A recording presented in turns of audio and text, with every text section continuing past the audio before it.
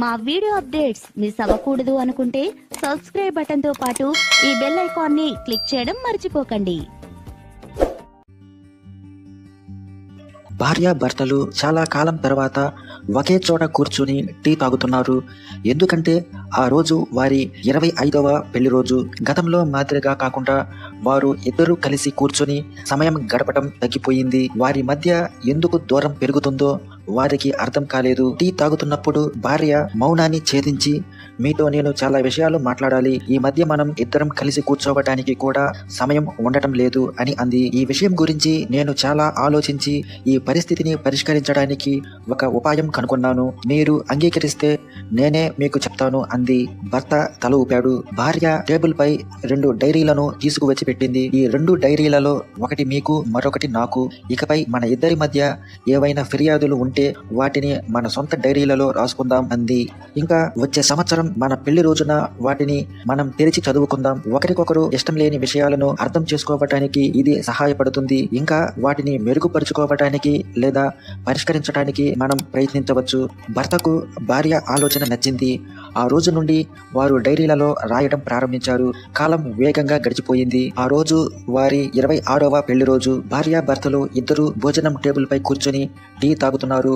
వారి డైరీలు పక్కన ఉంచి ఒకరికొకరు మార్చుకున్నారు. టీ తాగటం ముగించే ముందు భర్త తన భార్య డైరీని చదవటం ప్రారంభించాడు. అందులో చాలా ఫిర్యాదులు రాయబడ్డాయి. నన్ను ఒక హోటల్కు తీసుకువెళతానని వాగ్దానం చేశారు, కానీ దానిని నెరవేర్చలేదు అని ఒక ఫిర్యాదు. ఈ రోజు మా తల్లిదండ్రుల ఇంటి నుండి అతిథులు వచ్చారు, మీరు వారితో బాగా మాట్లాడలేదు అని మరొక ఫిర్యాదు. చాలా నెలల తర్వాత మీరు నాకు ఒక చీర తీసుకువచ్చారు, కానీ అది పాత డిజైన్ తో ఉంది. ఈ రోజు నేను నాకు ఇష్టమైన టీవీ సీరియల్ చూస్తున్నప్పుడు మీరు న్యూస్ ఛానల్ కు మార్చారు. ఈ రోజు సోఫాపై తడి టవల్ వదిలి వెళ్లారు. డైరీలో ఇలాంటి అనేక ఫిర్యాదులు ఉన్నాయి. భర్త వాటిని చదువుతున్నప్పుడు అతని కళ్ళ నిండా నీళ్లు వచ్చాయి. అతను పశ్చాత్తాపపడి తన భార్యతో, నేను ఈ తప్పులను గతంలో గుర్తించలేదు, కానీ ఇప్పుడు నేను వాటిని మళ్లీ చేయనని మీకు హామీ ఇస్తున్నాను అన్నాడు. ఇప్పుడు భార్య తన భర్త డైరీని తెరవాల్సిన వంతు వచ్చింది. చాలా పేజీలు తిప్పిన భార్య కానీ ఆ డైరీ పూర్తిగా ఖాళీగా ఉండటాన్ని చూసింది. అందులో ఒక్క పదం కూడా రాయబడలేదు. ఆశ్చర్యపోయిన భార్య, మీరు డైరీలో ఏమి రాయలేదా అంది. భర్త, చివరి పేజీ చూడు, నేను అక్కడ ఏదో రాశాను అని సమాధానం ఇచ్చాడు. ఆ పేజీలో అతను ఇలా రాశాడు, ఇన్ని సంవత్సరాలుగా నీవు నా కోసం, నా కుటుంబం కోసం చాలా త్యాగాలు చేశావు.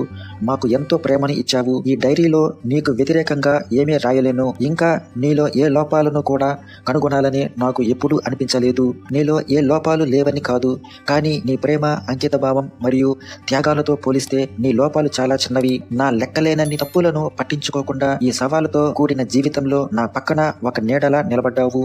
ఒకరు తమ నీడలోని తప్పులను ఎలా కనుగొనగలరు? ఇప్పుడు భార్య కళ్ళు కన్నీళ్లతో నిండిపోయాయి. ఆమె తన భర్త చేతిలో ఉన్న తన ఫిర్యాదు డైరీని తీసుకుని చింపి దాన్ని కాల్చివేసింది.